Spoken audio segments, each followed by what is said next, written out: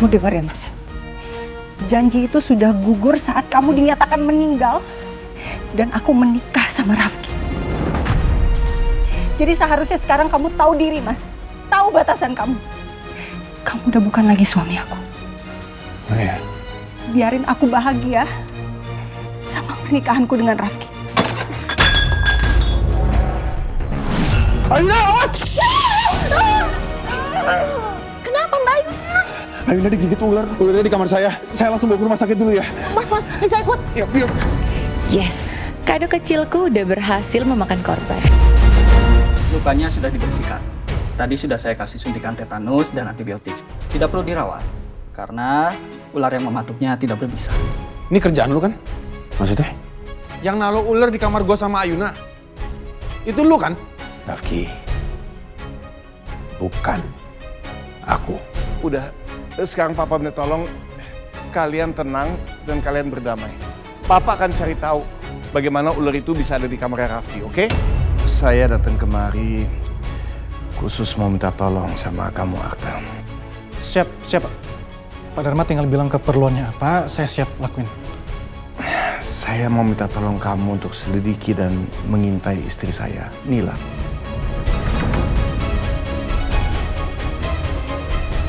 Semoga saja berhasil menjalankan misi dari Pak Dharma. Saya terima nikah dan kawinnya Arsila binti Fulan dengan mas kawin tersebut dibayar tunai. Kenapa Ayuna? Ini foto pernikahan Papa sama Sheila. Ibu hati-hati di sana ya. Pokoknya Ibu sudah mendapatkan treatment yang paling terbaik. Ayuna yakin Ibu pasti cepat sembuh. Nanti begitu Ibu sembuh, Ayuna janji Ayuna akan jemput Ibu. Sayang. Tutup dulu ya, Ma. Iya, sayang. Ayo, Bu Dewi, kita ke sana ya. Nah, Hati ya, Mai. ya.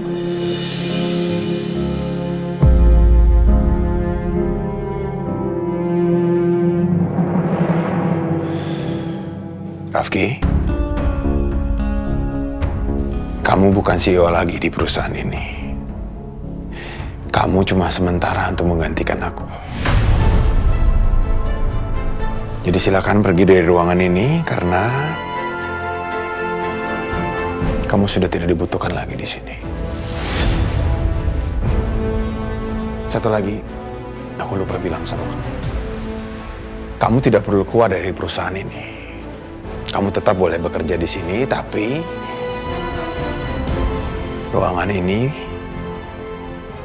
bukan tempat kamu lagi. Mulai hari ini, tempat kamu, Rafki, ada di pantry. Kamu sebagai OB, mulai hari ini. Makin seru nih. Peperangan antara Rafka dan juga Rafki. Kira-kira siapa yang akan hancur lebih dulu? Rafka atau Rafki? Selamat siang. Betul ini ruangannya Pak Rafki? Ya, saya Rafki. Saudara Rafki, Anda kami tetapkan sebagai tersangka dalam kasus dugaan penganiayaan berat dan percobaan pembunuhan terhadap saudara Rafka.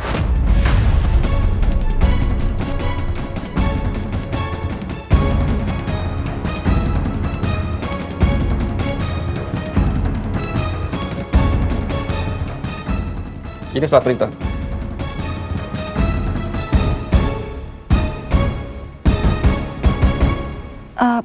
Tunggu Pak, ini mungkin salah. Suami saya ini cuman saksi Pak.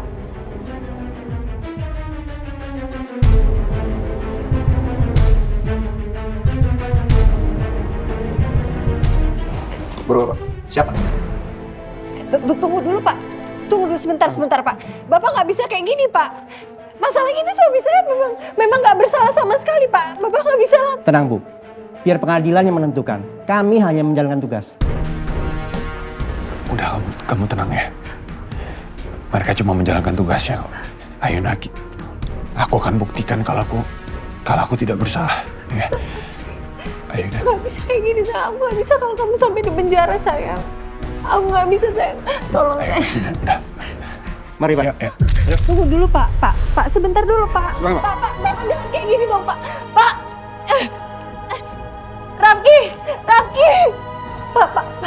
Pak, tolong Pak. Tunggu dulu, tunggu sebentar, tunggu. Kalian jangan kayak gini Pak.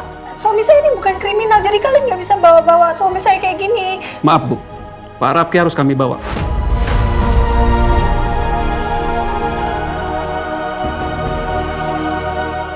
Ayo, jalan.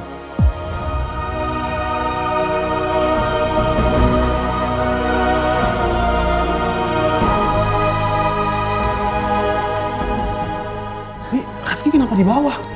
Tristan, kamu Dia salah apa? Tristan, kamu harus tolongin Rafki, Tristan.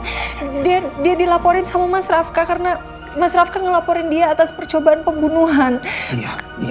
Tapi Rafki nggak bersalah, Tristan. Aku minta tolong. Aku tahu ya, dia nggak bersalah. Aku akan coba sekuat tenaga aku untuk buktiin kalau dia nggak bersalah. Oke?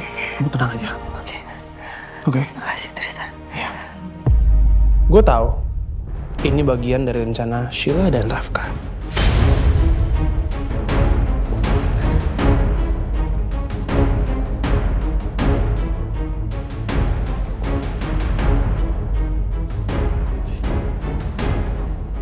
Kalau tujuan lo menjarain gua cuma buat balas dendam, lo lihat aja, nggak akan berhasil. Karena cepat atau lambat kebenaran akan muncul. Kebenaran yang mana? Hah? Mungkin menurut kamu tidak salah. Tapi belum tentu menurut hukum kamu betul.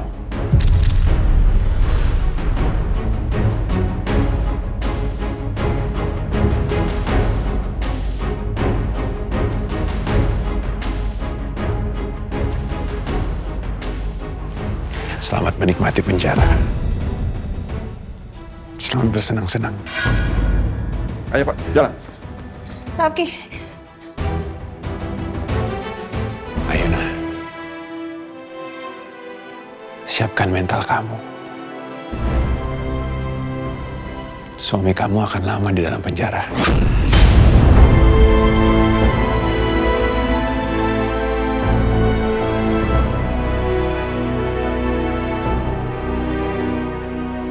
Aku permisi. Ayo.